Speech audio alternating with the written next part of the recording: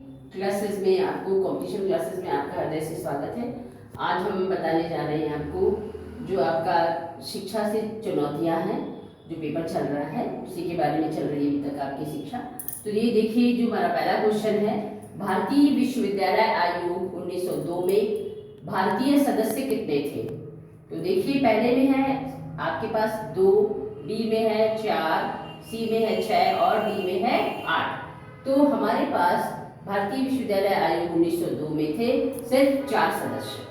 Next आपका question बनता है, स्वतंत्र भारत में राष्ट्रीय शिक्षा नीति घोषित की गई थी। तो पहला है ऑप्शन आपका है 1964 में घोषित हुई, या 1968 में घोषित हुई, या 1979 में, या 1986 में। तो इसका जो करेक्ट आंसर है वो है 1968 में राष्ट्रीय शिक्षा नीति घोषित की गई। अब नेक्स्ट क्वेश्चन है आपका, नवोदय विद्यालयों में बालिकाओं के लिए स्थान आरक्षित हैं। इसमें दोनों लोगों के लिए स्थान है। बालक कितने प्रतिशत लिए जाते हैं और बालिकाएं कितने प्रतिशत? तो इसमें पहला ऑप्शन आपके पास 27, दूसरा है 18, 33 और 20। तो जो इसका करेक्ट आंसर है वो 33% बालिकाओं के स्थान आरक्षित हैं नवोदय विद्यालय में।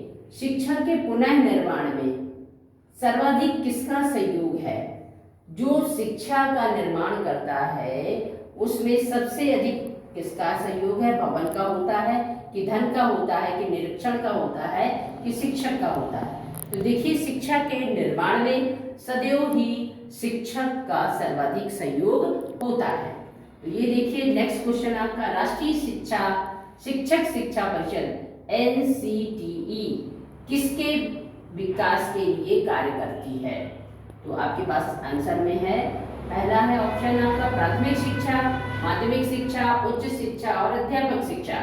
तो जो राष्ट्रीय शिक्षक शिक्षा परिषद है वो कार्य करती है अध्यापक शिक्षा के लिए। अध्यापक शिक्षा की समस्याएं, समाधान, शिक्षा विधियों सब के बारे में ये हमारा कौन कार्य करती है? NCTE। नेक्स्ट क्वेश्चन आपका है, राष्ट्रीय मुक्त विश्वविद्यालय की स्थापना हुई थी इस सन में? पहला आपका ऑप्शन है 1979 में, 1986 में, 1981 में या 1985 में। सही आंसर आपका 1979 में, 1979 में। मध्याह्न भोजन योजना मिड डे मील प्रारंभ हुई, यानी कब प्रारंभ हुई? मध्याह्न भोजन योजना मिड डे मील कब प्रारंभ हुई? पहला है आपके पास ऑप्शन 1992, 1993, 1994, 1995 में। तो मिड डे मील योजना जो आपकी प्रारंभ हुई वो है आपकी 1901।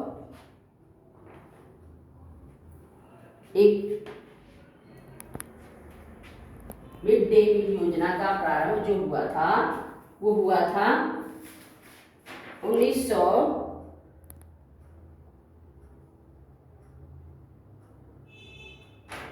1995 में हुआ था।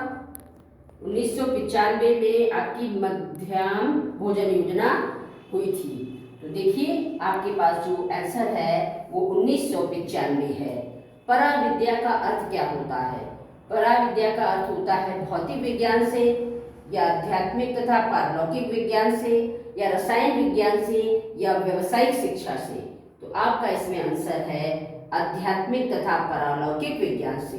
तो ये क्वेश्चंस आपके हैं, आप इन्हें बहुत ध्यान से पढ़ लीजिए और आगे जो आपको क्वेश्चन चाहिए वो हमारी लिंक पर जाकर डाउनलोड कर दीजिए और लोगों को भी शेयर कीजिए, जिससे लोगों को इस तरह के क्वेश्चन प्राप्त होते रहें और अपने आप कंपटीशन की तैयारी करते रहें। हमारे चैनल को लाइक, सब्सक्राइब, शेयर करें। ज़्यादा अच्छा नहीं कर पा रही हूँ, फिर भी अच्छा करने का प्रयास करूँगी।